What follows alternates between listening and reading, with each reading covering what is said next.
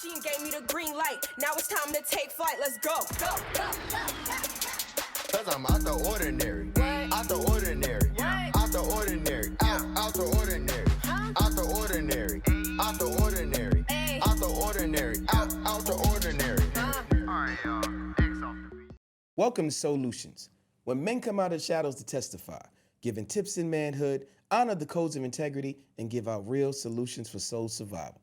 Today, we have on the show a true voyager, a man finding himself through the arts of communication, a man with vision. He is unafraid to listen to the God in him. Ladies and gentlemen, please welcome the free thinker, MC, father, and the man of evolution who teaches others to renew their mind. His friends call him Illa, and people call him philosophical. Ladies and gentlemen, Mr. Eric Hutchins. How you doing? Peace. Thanks for having me, Sheem. I appreciate it. Hey, man, Peace to all the subscribers. Word. This is a long time coming, man. We were trying to put this together, but I'm super excited. Are you ready to drop these gems and answer these questions today? Most definitely, brother. Most definitely. All right, let's get it. What person did you meet or see that gave you the drive towards the man you are today? Who or what inspired you? Just life. Really my hometown, Newark, New Jersey, just seeing, growing up in the metropolitan area outside of New York, there's so many different walks of life. There's so many different perspectives. There's so many different stories, so many different struggles, so many people who have the answer or think they have the answer. It's just so many things to make you focus, that make you realize that life is definitely more than what's apparent. That there's always an underlying current. There's always a higher level of understanding things, because if you don't realize it, you'll take everything personal. And the more higher understanding you get out of life, you'll realize that what's happening to you is happening to everyone.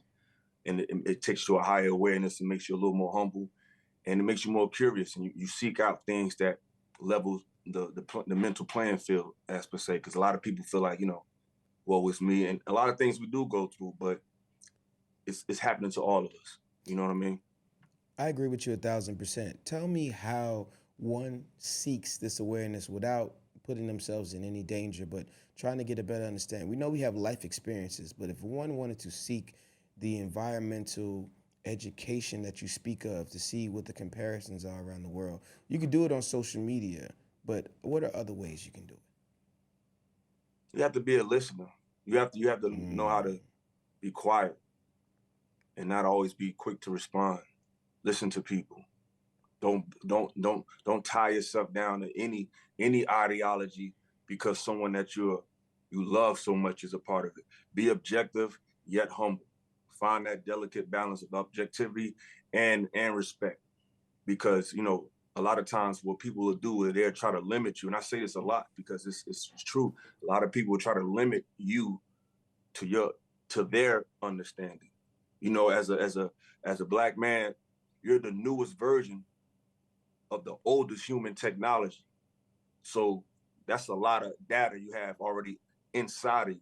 So don't let anybody limit how far that can go. As long as you're respectful, as long as you're humble, and as long as your heart is right, don't limit yourself to learning anything. You are the newest. That's one of the greatest. That's one of the advice. That's something I would give to. That is a gem, ladies and gentlemen. You are the newest version of the latest piece of old technology. You heard that gem here first. That's Illa.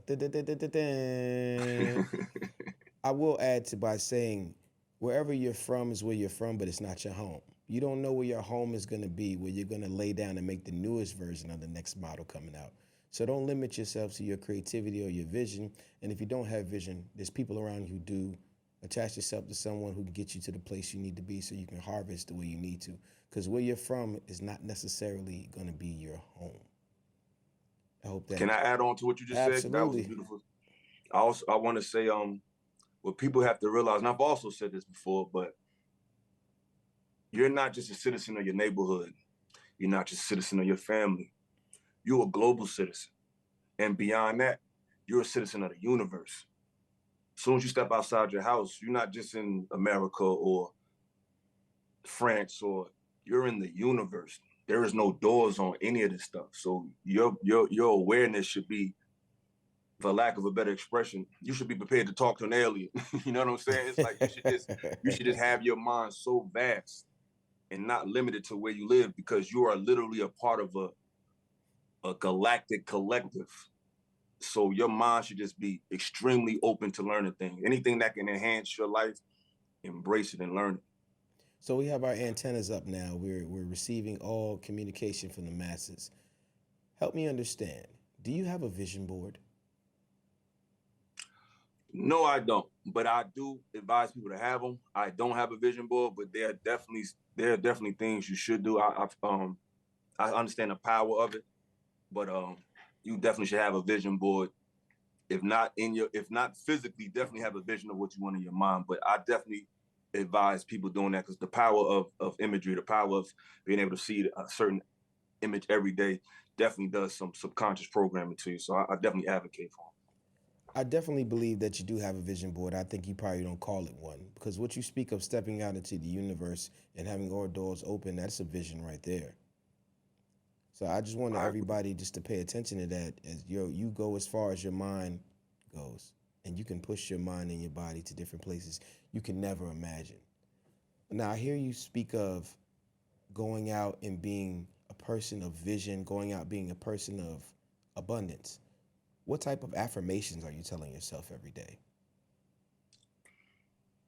Telling myself it's all right. Telling myself to, you know, be in the moment. Um, not to look too far behind, not to look too far ahead. Just be extremely present. Tell myself that I am a success. That I am loved.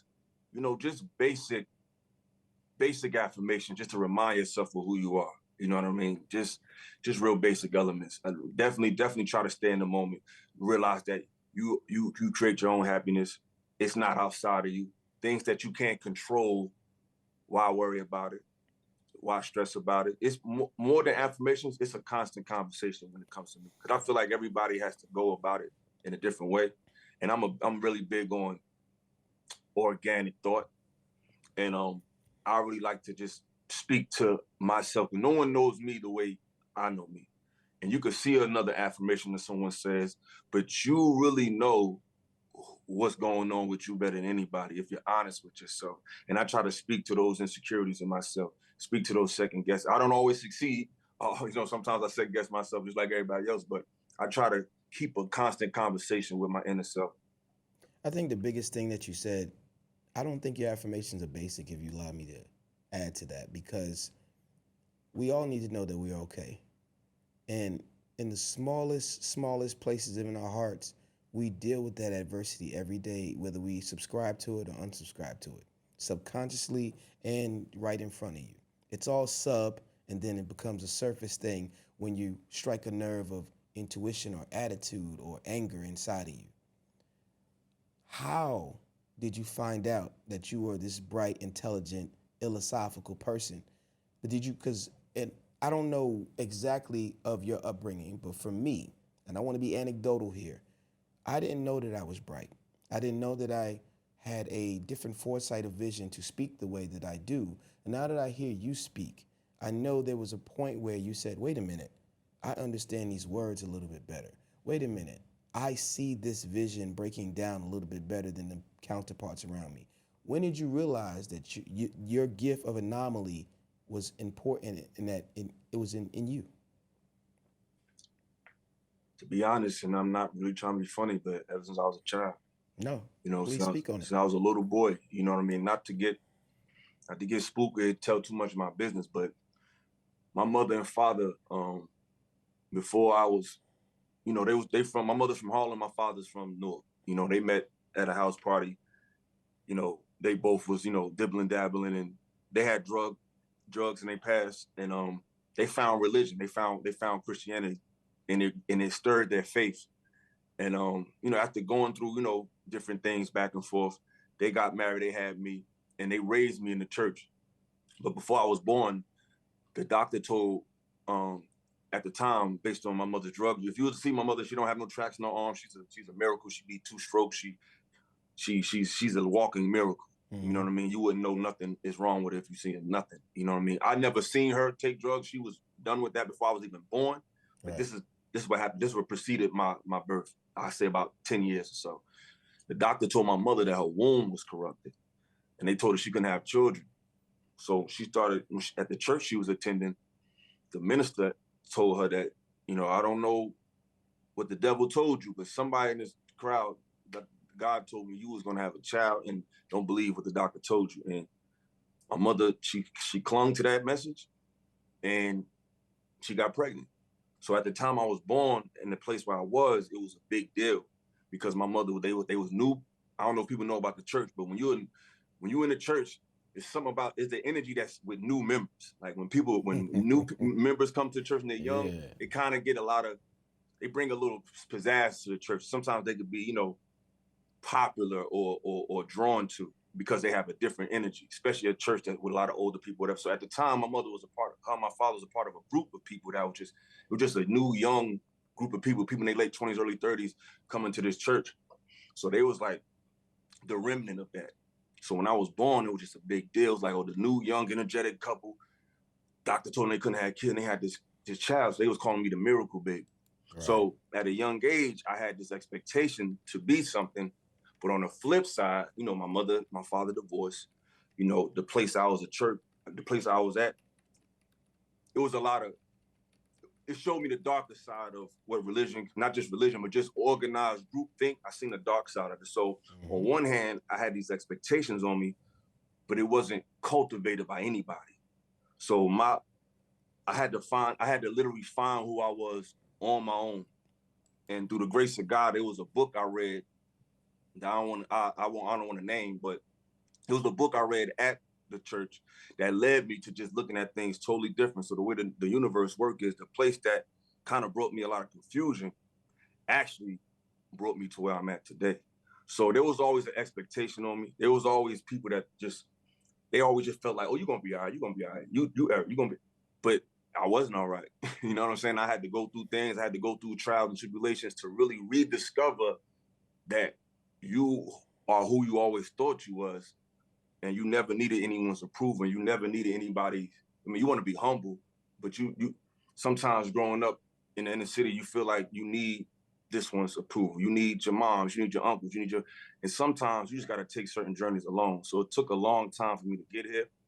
It kind of happened happenstancely, but I've always had this expectation on me since I was a baby, but I never had an actual process to bring it out. So I had to really just learn by trial and error to really know who I am and understand everybody has a story, whether it be through numerology, whether it be through astrology, whether it be through religion. The whole story of life is you. And that's what people don't realize. You got to unlock the mythology of who you are. There's certain synchronicities that in your life you're not paying attention to. Everything that's down here is to give you anything that's giving you an insight on who you are and who people are around you. You should never discount that. I don't care what it's called. I don't care who wrote it. Take that in because it's a story in you. It's like back in the day when you'll see movies like when we was little, it was a movie called The Never Ending Story, where the little boy is reading a story about this kingdom that's fallen, and then when he got to the end of the story, he realized the main character was him. I'm a co-star in your movie right now. You're a co-star in my movie right now. So we so busy trying to unlock the unseen that we don't realize the mythology of who we are. When you unlock that, you tap into a whole nother level. Absolutely. I'm super familiar with that movie you're speaking about with Falco and Atreyu and the rest of those folk in that movie. We love books here. So if you want to share that book, that is an absolute thing I would love to hear about. I'm going to ask you about some books in just a few, but my follow-up question to what I asked you before, and don't forget, if you want to drop that book, let us know. When you come to this conclusion of you know who you are as a child, the validation is finally validation within, but then there's also a form of communication. There's also a thing where you don't want to just know about yourself. You want to exercise some of your strengths and have communication and dialogue with people. How did you find your tribe of people to speak to? How did you find your people? I'm just constantly finding them. I think everybody's my people. I think all people can do is exclude themselves from your tribe. Not saying that everybody's a tribe, but just as an approach to things, just as an approach to life. I just feel like everybody's my tribe. All they can do is let me know that they don't want to be a part of it. So I just feel like that's just my approach to life. So I don't, because people will disappoint you that way. Like soon as you label and box something like this is my group, this is my people, your expectations of them raised. And next thing you know, they might do something one day because everybody's their own universe and everybody's their own energy. They might just do something one day that totally had you look at them crazy. But that's life. Right. So I don't try to just say these are the guys or that's the guys. It's a revolving door. It's a revolving situation. You know what I'm saying? I have everybody in my tribe, like I said, until they exit their way out. Everybody has an ability to join it or not. But I try not to put too much expectations on people because they are their own universe, they are their own story, and they're not here to do what you want them to do. And sometimes when we say you are my child, you are my crew, we think, okay, he'll never do this. He might. You know what I'm saying? He just might. It's just how it is. So I just try not to I look at things very free-flowing. They're not here to do what you want them to do is an absolute great quote, ladies and gentlemen. Just be mindful of that. You know, they might. She will. He will. It's an absolute definition of both sides. So there is two sides to every coin. Now, let me ask you this question. What is renowned about you? I don't know, man. It depends on who you ask. Because to be honest, no, I'm not asking no one else. I'm asking you right now in your current state of your Illa style and where you are. What is renowned about you? I could rap. You know what I mean? That's, a lot of my people know that I'm good at rapping. I'm a big history buff. You know what I'm saying? I like I like to dress. I like clothes. I'm into clothes, and I'm really, really, really into hip hop culture. So those 4 things is really, I would say, I'm renowned for. It's just my yearning for history and like different type of trains of thought, my ability to convey it, and my love for hip hop and youth. How early did you start being motivated to renown yourself? Like, where did it start for the history? Really just listening to hip hop, you know what I mean? Listening to certain artists name certain people, certain words I never heard before and making me go look it up. And it just opened my awareness to now. It's like, okay, when I hear other people say those words, now I know what they're talking about. Now it just hip hop. Hip hop has led me to all of this. You know what I'm saying? Of course, running into books, but it was really the hip hop culture that really opened my mind to a different way of looking at things. You know what I'm saying? So it was really hip hop. It was the underground conscious community in the New York, New Jersey area. Certain underground DVDs, certain lecturers, certain people like Bobby Hemmett, people like Reverend Phil Valentine, people like Sheikh Anta Diop, Dr. Delbert Blair, Dr. Sabi, Dr. Layla Africa, Brother Blue Pill, Brother Red Pill, A.A. Rashid, Asir Duke of Tears, Malcolm X, Martin Luther King, Noble Drew Ali, Marcus Garvey, Amos Wilson,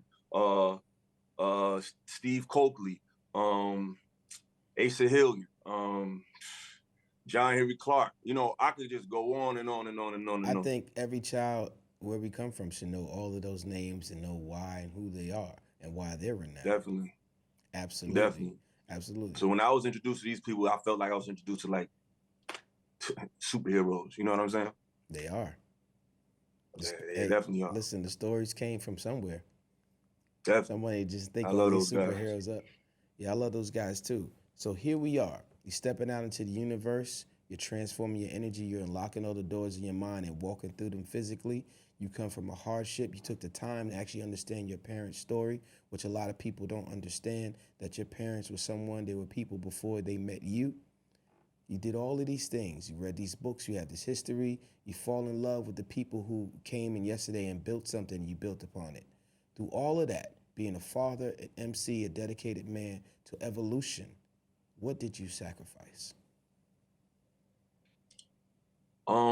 Myself to a degree. You know, a lot of, I got married young. You know, I was really, I would be somebody that would, whoever I was with or people I was with, I would a lot of times put them before myself. Not even thinking about it, it just was like a reaction. You know what I'm saying? It's like I put my endeavors and my talents to the back burner for other people off the time. So I really sacrificed But at the same time, by doing that, I learned a lot. I learned the nuances of people. You know what I'm saying? I learned the nuances of life. So on one hand, I sacrificed certain endeavors I wanted to do, certain years for doing it, but I learned a lot. I made an impact on a lot of young people because I worked in education for a long time. So I really just sacrificed really my endeavors and my pursuits to really just learn a lot. You know, I would take. I mean, when I was younger, I started learning this stuff around like 18, 19. I would be in the house. I would watch a lecture for 6 hours. Like I was that dedicated to. I just knew it was more than what was in front of me. I just knew this wasn't it. I just knew what was around me. I'm like, this can't be it. Like I keep hearing that, you know, we come from kings and queens and who though, what, when, where, who did it, who said it, how. You know, I needed more than just colloquialism. I needed more than just keep your head up. Like I needed to feel and know what this is. It was bigger than just, you know, arrogant claim to fame with a lot of our people. We lean on the past and lean on the greats of the past, but we don't want to do what they did. We don't want to learn what they learned. We don't want to understand what they understand. We just want to use it as a get out of jail free card. But you want to live like you want to live like other people. And it's like, I didn't want to be a part of that. So I really just sacrificed time myself to really get to where I'm at. And it wasn't a conscious thing. It just the type of person I was. I love hard. And that's great. Now I want to talk about your lowest moment because you said you sacrificed yourself. Because I think that's amazing that you understand that time and sacrifice is a thing. I want to talk about your lowest moment. And I just don't want to know about any moment. We want to know about the time where you pulled yourself up out of the darkness. And this is for the people who may be listening that might be going through the same thing you're about to say to help them accumulate the strength to get up. What was your lowest moment? And how did you get up? Wow. I had a few low moments, but in my lowest moment, I would think as a young child, my father said something to me that was like really, really like devastating. You know what I'm saying? It's like the man that I put on the pedestal, even though he wasn't in my life, even though he left me at a young age, that's my father. You know what I'm saying? I look at how everybody else viewed him. He was everywhere we go, he couldn't get nowhere because somebody recognized him. So he was, regardless of his flaws, he was the epitome of manhood in my life. So him viewing me as a man, him viewing me with some type of respect meant everything to me. And to make a long story short, he didn't like something I did. And he just let me have it. And he basically, and he was, you know, he would apologize later, but it really, really, to this day, it really, really knocked me down. So it's like, okay, the man that I think is the man don't view me as nothing. So I really was like, I didn't feel like anything after that. It's like, if my father don't see the young man in me, who will? You know what I mean? So that was my lowest point. It came very young. Had to be like 12, 13. So that was really my lowest point. And at that point, I felt like whoever I was, he deleted it. And then from that point, I feel like I had to just redefine who I am, right, because it was deleted at that moment. So that was really my lowest point.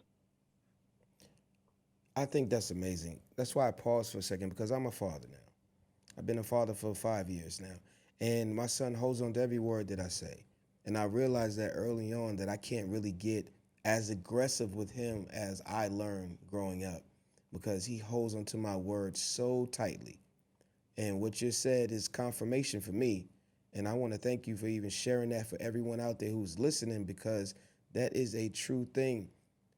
Us fathers have to understand when to just have basic communication, because the kids do not know what we know. And they don't have the same fears and tripes and tropes that we have taken with us over the years and carried the same crosses. They don't know that yet. And it's a point of access they get as they get older that we have to belay that access in order to get them to the right place first. They got to get to the right doors before we can open that knowledge. So thank you for sharing that. Appreciate that. All right, we're going to shake some of that deepness off. We're going to come back up to the surface and have some more fun. Now, I like to ask this question to people because it's something that we all practice. What have you procrastinated on and why? His shoulders went straight down. my music, really putting out my music, really like really focusing on it and really putting out a project, I definitely procrastinate about that. Second guessing myself, thinking I'm too old, thinking people wouldn't understand, thinking I need to sound like this, or you know, just procrastinate on my music, man. I think I procrastinate on that a lot. Man, some of the greatest rappers come from Jersey, man. So I think Yeah, you have. definitely. 'Cause I'm definitely one of the greatest ones that ever come from there. One of the greatest ones people never heard of. I put that on You everything. can't be that guy that records 1,000 songs and say, "Nah, the next one's gonna be better." I see that energy coming off my screen right now. Go ahead and put one out, man. And you know what I learned from another friend of mine who raps? His name is Gerard. It's not about anything else but what your expression was supposed to be to get that energy out. It don't matter if they like it. It don't matter if it hits 1 million. It doesn't matter. You are doing the universe a disservice when you do not let go of the gift that is inside of you. Because the Thanks. gift does keep on giving to the universe. Not saying you're going to receive it, because the gift is supposed to be given away to everyone I else to agree. receive. So I Thanks. absolutely believe that as some people, no matter what you do, you can't shake that gift. You'll just be a person who made choices and your way of life has you here, but the gift is still there and you can use it anytime you want. How you use it will either make the world a better place or burn it down. That's up to you, how you let go of your sounds. Definitely, bro. Definitely. Well said. How important is it to leave where you're from to develop yourself to where you're going? It's very important because sometimes, especially like where I'm from, you can learn a lot, but it's hard to apply it there. You know what I Mm, mean? I feel like if you're from the South, you need to go visit the North. If you're from the North, you need to visit the South. You need that diverse experience. You need to be able to adjust to different dialects. You need to be able to adjust to different interests, different ways of communicating. Because sometimes around your way, you might call everybody the N-word. You need to go somewhere where people are appalled by that. You need to be able to adjust to that in real time. You need to be mm, able to adjust to people having a whole different way of looking at things and not get so stuck in where you at. So you need all these diverse conversations, diverse experiences. You need to deal with different races of people. You need to try different food. You just have a diverse mental social palette. And you can't do that now. There's certain cities that give you that ability because it's such a like New York or LA. They have Chicago, Houston. Certain cities have a certain advantage where you can stay there and still get a global uh, experience, yes. but you still need to, especially if you're not there, if you're in a real rural area, you need to get out of there. You need to visit something else. You need to be able to adjust to a different. If you're in a fast pace, you need to adjust to a slower one, and vice versa. Even if you don't stay there, you need to realize that you don't know everything. You can only know that by traveling and being around different people. Can I add on to that, sir? I want to say you're absolutely right, but I also want people to know that you are an antenna. And your frequency, the things you put out, no matter where you go, you will attract the same type of person if you let it happen. It doesn't matter what race, color, creed they come from. If you're a person who attracts negative situations, the way you think, the way you move, the way you breathe will lead you straight back to that bullseye. So that means you got to change the way you're breathing a little bit, change the way you're talking a little bit, change the way you move, because now you can get different results. And then you can choose. Because sometimes our antenna doesn't give us a choice until we absolutely tune ourselves out. If you're a person, I'm not going to try that, I'm not going to go there, I'm not going to do that, then your antenna's only working one way. And you're going to get the same results you got last time. I don't care if you went to New Zealand, you're going to find the same type of people because you don't really render yourself enough to show a better production. Definitely, What definitely. I got a deep question for you. It's a two-part question. You don't have to answer, but drop a gem if you like. What was abusive to you that you thought was love? Wow.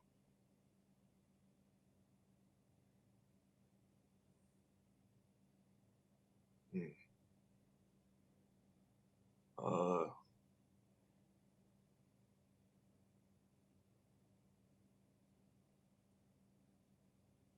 Ooh, that's a tough one. Wow, that's a heavy question. That's a heavy question. I think anything could be that because too much of anything is abuse. even love. You know what I mean? Some people love, I realize that just because when people come in the name of love, sometimes they can be abusive. I think when people say love and they say, I love you, they think that justifies what they do after that. You know what I'm saying? It's like some people love you for the wrong reasons. I've been in situations where,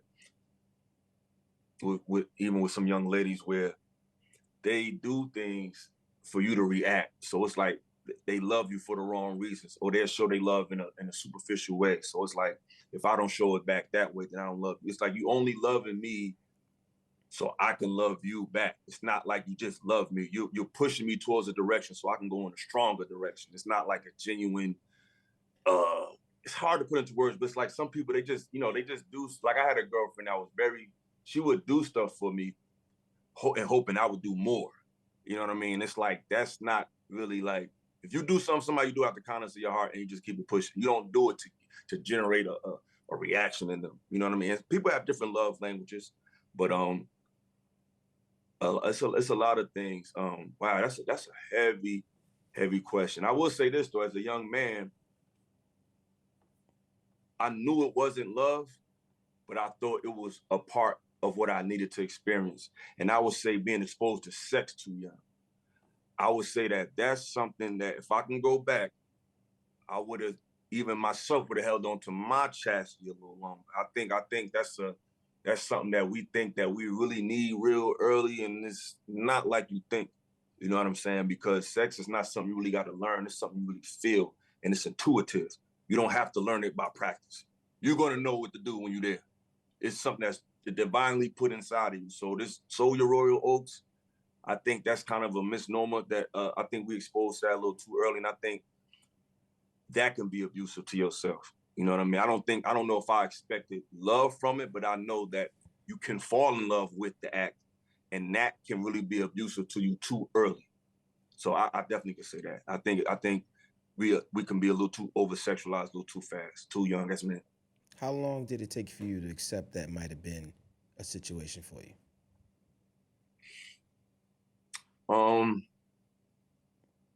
When I seen how for a time what I was expecting, it's like we young, and when I was 16, 17, it's like growing up in the city, it's like you're penalized for being an actual child, especially where I grew up at. Everything was going so fast. So it's like the more you acted your age, the more you stood out. Because everybody, right. you actually act 12, but everybody that's 12 is already acting like they're 17, 16. So you feel like you outside looking in when you really doing exactly what you're supposed to do. So as I got into high school, like my sophomore to junior year, porn, I realized how porn was very prevalent. Mm-hmm. I remember sometimes I went in this is real story, true story. I used to go in barbershops, and they'll be watching a porno while they're cutting people's hair. Yeah. And it's a group of men just watching that. And I was like, growing up, as I got old, I'm like, that wasn't right, man. Like, that's not, it takes away the sanctity of it. And I look at our generation, I think a lot of people don't really talk about this, but I think that late 90s, early 2000s, there was a big pornographic boom. And everybody had a tape. And it changed our appetite, it changed our sexual appetite and sexual expectations from each other. Now, every girl, if you notice from that time, everybody had to have a voluptuous body after that. That's a porn-based appetite. When I was younger, when I was in my teens, it wasn't even about that. She just was pretty. It wasn't about how big her butt was and none of that. She was cute, and that was that. Yeah. Once porn came out, everybody had it put a lot of pressure on young women. That's why a lot of women getting a BB. Everybody wanted a porn type of situation. You're expecting too much sexuality from her. She got to be super freaky. It just changed our whole appetite, and I think we're still dealing with that today. We are definitely then. That was the next drug we were sold. And right now we haven't recovered from it yet, because I'm telling you, 10 years from now, all these BBLs, we're gonna start seeing some rehabs going on just from like the physical output. And I agree with you 1000%.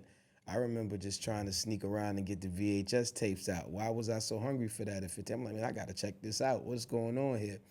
Absolutely, we did grow up kind of fast, and it does affect in the long run what mind you think with. What are you cultivating inside of yourself? And I thank you for sharing that. And I want to go back in what you said before about love and relationships and people. Is under my perspective that love and like are mental contracts under conditions of the person that gives it to you, whether you know they gave it to you or not. They expect you to walk in a certain way and to not break all of their expectations and their applications to say, I love you. Like you said earlier, people cannot be controlled. They're going to do what they're going to do, but that's not in the world we live in psychologically. Psychologically, bro, I love you, bro, because you never did this. You never violated me on this. So this is the mental contract. Shorty, I love you because I know you ride for me because you do this in the morning and do this at night. This is what I need. This is the mental contract that I need, the love and like. We have to get past that contract and not give our love to everyone. We can give our like to many people because you can like things and then it can grow into love where it's really unconditional. So thank you for sharing that. I hope you are listening and got that gem. Illa is killing it out here today, dropping us with the big words. If you understand any of these ideologies or these words he is doing, don't be afraid to look them up and show your mental health some love. And we know now we know now that he didn't get a sex talk, ladies and gentlemen. That's one of our questions we like to ask. He did not get a sex talk, but let's talk to me about fatherhood though. Talk to me about the moments where you love your kid. I don't really like you right now. Talk to me about having patience as a father. I'm gonna keep it real with you. My daughter ain't never gave me this. She recently gave me one of those moments. That was the first one she ever gave me in my life. And she kind of already fixed that. So I happen to be blessed with a child that really don't give me that. You know what I'm saying? Now, I've worked with children and I've seen how people who have to deal with that. But a lot of us, you know, we have our children on some type of automation, school, iPad, and it's no real interaction, especially if we're prominent. We feel like we can pay for everything. And a lot of times we try to just compensate for what we didn't have. And we just try to bring our ideology. We don't really just talk to our children and just have like those daily drill sessions. So what's up? What you think about? How you feel about this? How you feel about this young man? When you see this little boy, how you feel? You feel some type of way? Does he make you feel? Like I talk to my daughter raw. You know what I mean? It's like, talk to me. Yeah. You know, I see your body developing. How you feel about that? You feel some type of way when this little boy talk to you like that? You think he cute? You think he handsome? You can see yourself going out, Daddy, yeah, what's up? You know, but a lot of people don't do that. You know, I see a lot of men, it hurts my heart because we got this Al Bundy syndrome, a lot of men out here. You know, they feel like they work, they provide, and that's it. And that's not it. You know, like I remember, and I don't mean to name drop, but I remember a brother did a review on my a viral video. And he said, you know, when the culture of women is twerking, crystals and astrology, you can't cope with that, blah, blah, blah, as if it's something wrong with astrology. It's like in your way of trying to besmirch the women, which they do be on some stuff, you still sound ignorant because whatever a woman is on, you should be on it so you can know if she's really about it, or you can filter, you can give her a higher understanding of it. So it shouldn't be something that's weird. I think a lot of men are very, very rigid in their thinking, and they don't think that they have to interact with their children outside of just provision. We should be intellectual as well. We should study different things as well. And I feel like a lot of men, they feel like, well, I don't know what to talk to my son about. Or I ain't want to talk about sex. Or I don't know, that ain't for me. It's like, what are you talking about? It just sounds weird as hell when I hear men talk like that. It's like, yo, you really just think you just a walking socket wrench, bro? Like, come on, man. Like, your ancestors, our ancestors are people that are spiritual leaders, they're inventors, they're healers, and they're teachers. So if you think you're just a provider, you way more than that. And a provider means you're providing more than just finance. You're providing a train of thought. You're providing wisdom. You know what I'm saying? And that comes from you having a curiosity about yourself. As a man, you should always be curious. Your curiosity should never stop. Well, even as a father, if you cannot give the guidance you need to funnel it over to a man you know has it. The research should be done by the father, and the execution and the learning should be done by the child. If you don't have that knowledge and information as a father to say, hey, I can't talk to my child about sex, go find a man who can do it. If it's a boy or it's a girl, find a woman, vice versa, or talk to your counterpart if you're married. It's so many levels that you can actually apply a very hard learning experience for you. And let me ask you this. What was yesterday's failure that gave you today's lesson? Overreacting.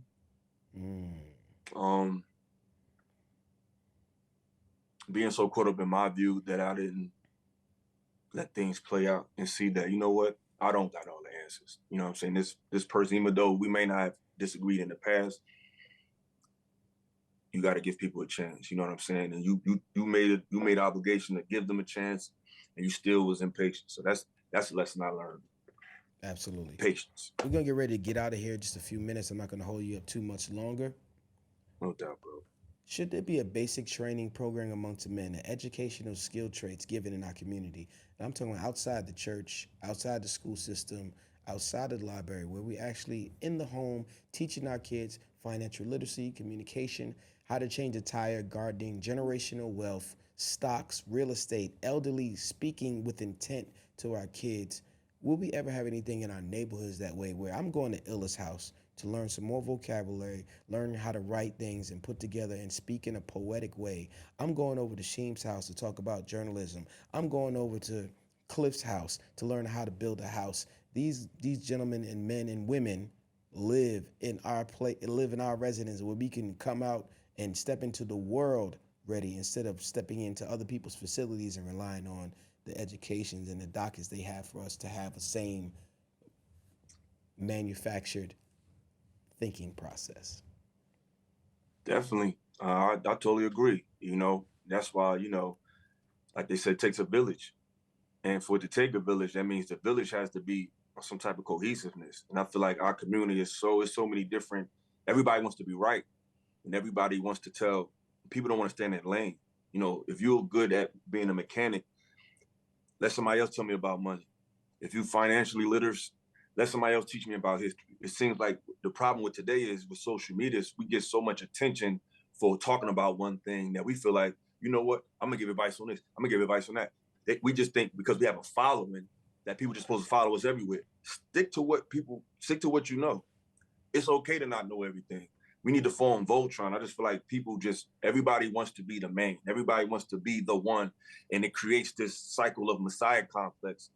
Instead of having a community and being a body of Christ, we waiting for that one person, not realizing it's all of us. So I feel like we have to individually raise our mental acumen so the next level can be easily accessed, because everybody has so many different trains of thoughts and so many different ways and so many opposing views that it's hard to trust each other because everybody's on their own boat. But in the ideal way, and I feel like hopefully it'll happen, I totally agree. You know, we need our rites of passage to change. You know what I mean? Yeah, because right now these young boys are going to the streets and they're attracted to the gangs. And they need to change the rite of passage. Because I feel like wherever the children are, that's where they are. Yeah, that's the rites of passage. You know what I mean? So if they already in the gangs, then we need to talk to the gangs, because that's where they at. So the gangs, there's a lot of men, a lot of black people, you know, I realize sometimes they want to protest and go to the police or go to, you know, downtown. If we really was about that life, we would mob up and go to the hood, mob up and go to these sets and say, hey, let's talk to the big homies. Hey, can we change the rite of passage, or what it takes to be this, or what it takes to be of that? Can the rites of passage change? Because they already there. You know what I mean? They already in these organizations. So can we change the ideology? And if we can't, then that leads to another conversation, because we gotta get to some type of conclusion. You know what I mean? We know where the issues are at. We know where they're at. We just gotta deal with them. One of the things I always say is, the one thing our people is afraid of more than anything else is each other. I think the biggest thing I heard is how we patronize. How we patronize. One thing Charleston White said that was very unique to me. He said, when a man loads up a gun in the hood, he's thinking about black faces that he's gonna shoot. He's not thinking about nobody else. And that is a You shouldn't be thinking about anybody loading up a gun, first of all. But you just thinking about one race of people that you want to kill as your own. It's really, really alarming. And I think to add on to what you're saying, if we march down there and we march down to the sets, at the end of the day, to me, it's all about money, right? That's why people get into these situations. It's why we sell drugs to each other, because you wanted to come up and you wanted to make a better situation. If those people were applied generals in our community and our people who actually had the 9-to-5s as civilians, we start patronizing and funneling our money to build our own governments within these gangs. And therefore now we're no longer being a detriment to each other, but actually a wealth of access of a circle of money pulling each other to be stronger. That can really be something different too.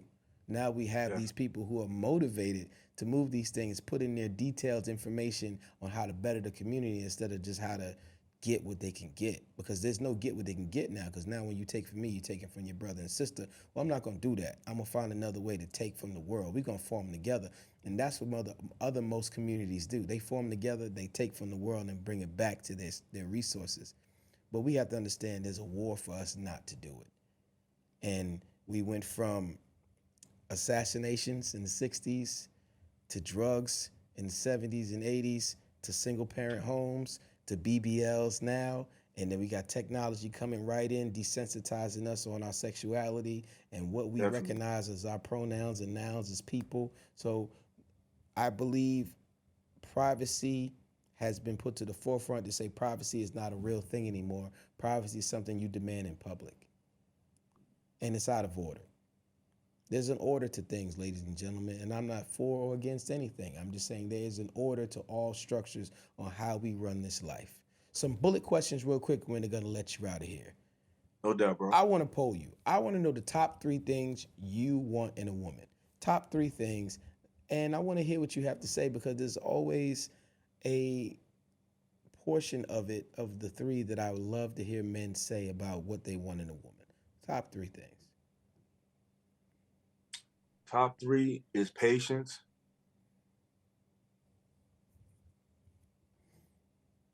grace,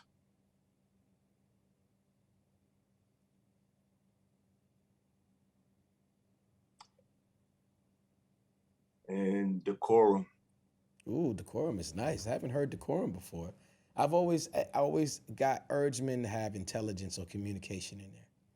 Because for me, When it comes to, I used to say that, but what I realized is, it's going to make, hope it don't, I don't want to offend nobody, but no, let's get to it. This is how we saw these. Add to me. I want to feel hear like this. where men make a mistake is that they want intelligence. When they say they want intelligence, they look for a woman to think like them. You're not going to find it.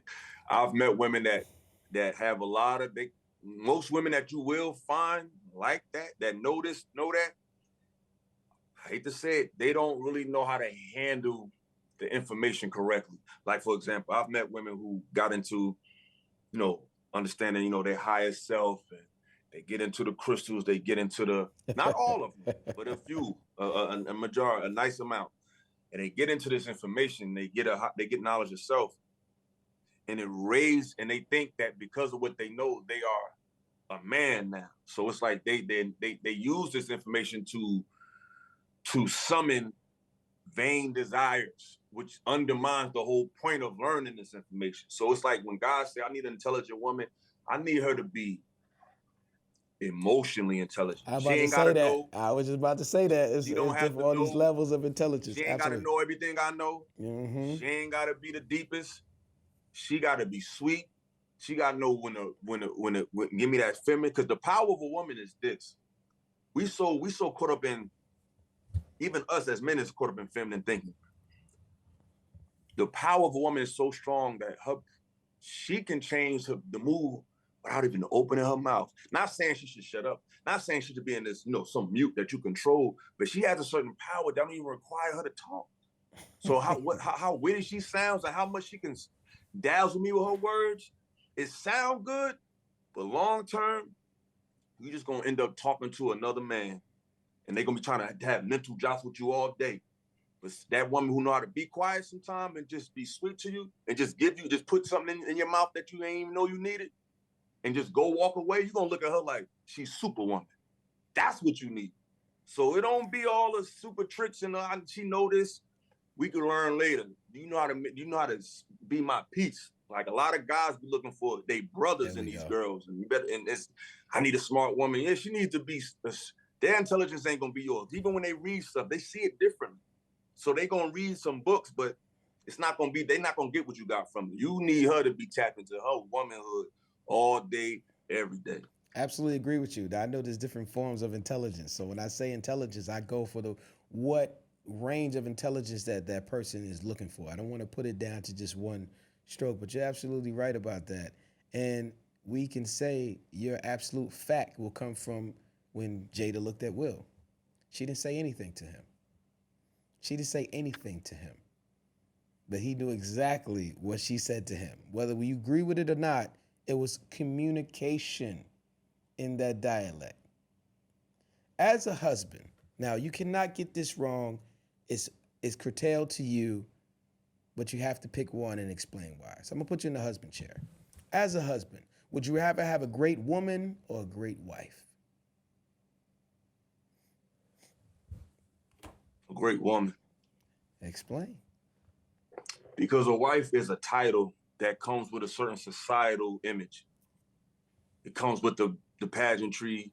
It comes with but a woman is gonna be yours whether you got a ring on her finger or not. She your woman. Your wife means my submission to you is based on us in this corporate union.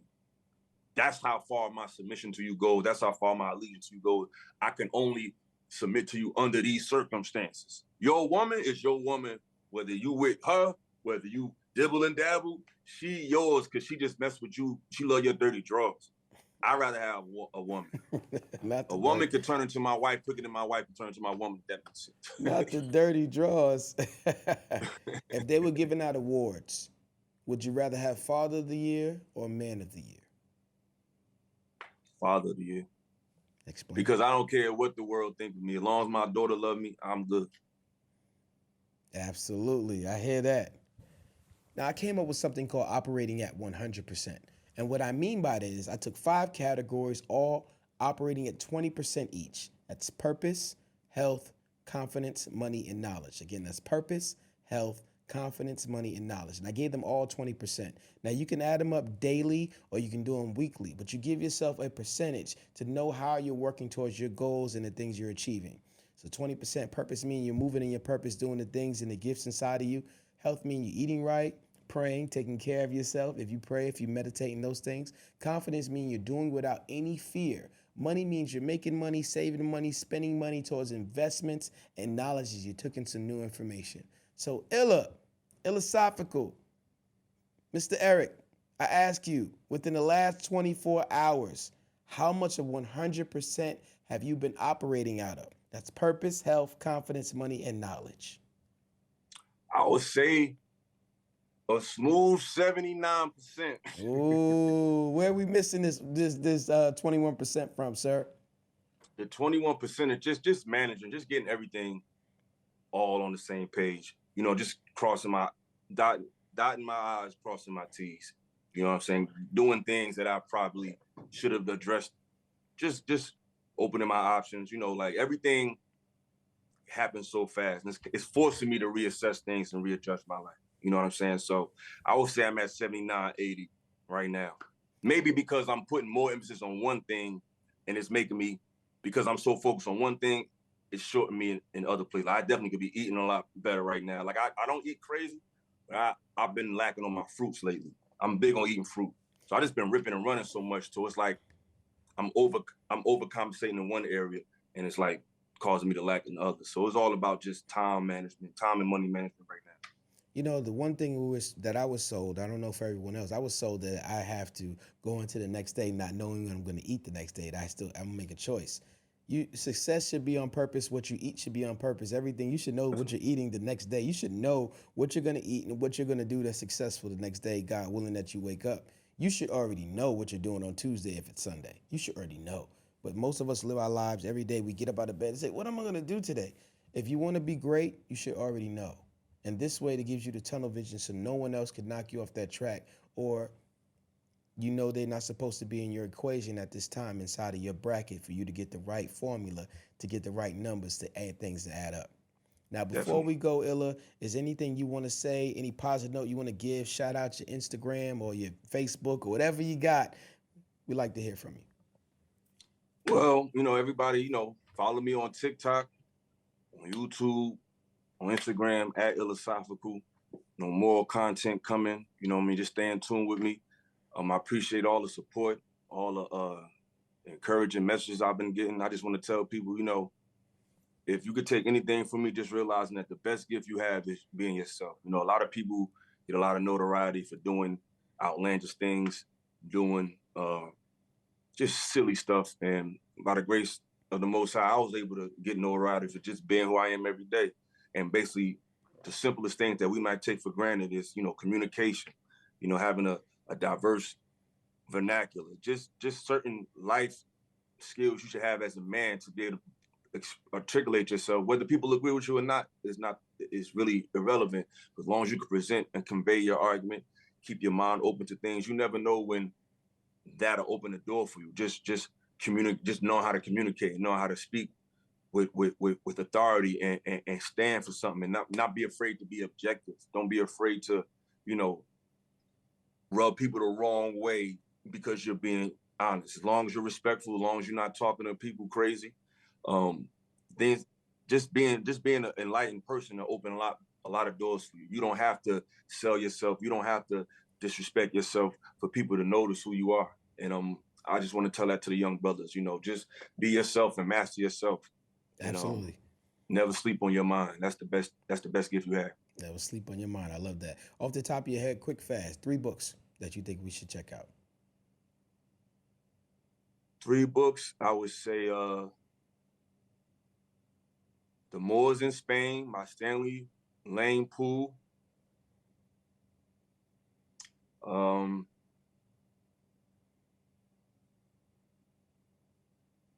The Manipulated Man by Esther Villar. I like that book. And let me give you a third one. And I'm gonna go real left with this one. Do it. The Secret Language of Birthdays by, because the author's right here, by Gary Goldschneider and Juice Elfers. Do you want me to show y'all the books? You can show the book, man. Okay, I got 2 of them. This is one. This one, you guys. I got a few, man. I can give y'all a few. Get this book. This is a must-have. It's a must-have. Secret Language of Birthdays. And what's the second one I sang? Oh yeah, I'll have digital copies of the other 2. But this is The Moors in Spain by Stanley Lane Poole and The Manipulated Man by Esther Villar. But I got a lot I can give y'all, man. Have you read the autobiography of Christopher Columbus? No, you can add 2 more if you want. Have you read the autobiography of Christopher Columbus? I haven't, but I've read this one. Well, I'm still reading it, but this is a good one. It's called The Dogs of God. Yeah, okay. About Columbus, the Inquisition, and defeat of the Moors. I'm going to throw a curveball out there for you, too. Dog Star Hip Hop by the homie A.A. Rashid. This is ill. Get this right here. I'm going to check that out. You must have. And I'm going to throw one more in there. One more. Heal Thyself. Man, Heal Thyself by Supernova Slum and Queen Afua. So, yeah, that's all I got, man. Hey, you listening, go check those books out. Make sure you check them out. If they have audio books, this is what you do. Go check them out. Thank you, sir. You are now part of the Silhouette Boys Club. It is people like you who move in the shadows to help people like me shine. Thank you very much. For those listening, you can reach me at solutionsformen@gmail.com to be a guest on the show. It's Sheem1 on all platforms. Let's talk, man. Facebook, Instagram, Twitter, how you want to talk, reach out to me. Let's have this conversation. Before we go, we end with a quote from Dr. Miles Monroe. True success is not measured by how much you have done or accomplished. It's not compared to what others have done or accomplished. True success is what you have done compared to what you could have done. In other words, living to the maximum is competing with yourself. It's living up to your own true standards and capabilities. Success is satisfying your own personal passion and purpose in pursuit of personal excellence. So question of the day, question of your life, are you maximizing your life? Ladies and gentlemen, this has been SOULutions for Men. We'd like to thank Philosophical for coming on today. Peace. And blessings. Cause I'm out the ordinary, out the ordinary, out the ordinary, out the ordinary, out the ordinary, out the ordinary, out the ordinary, out the ordinary.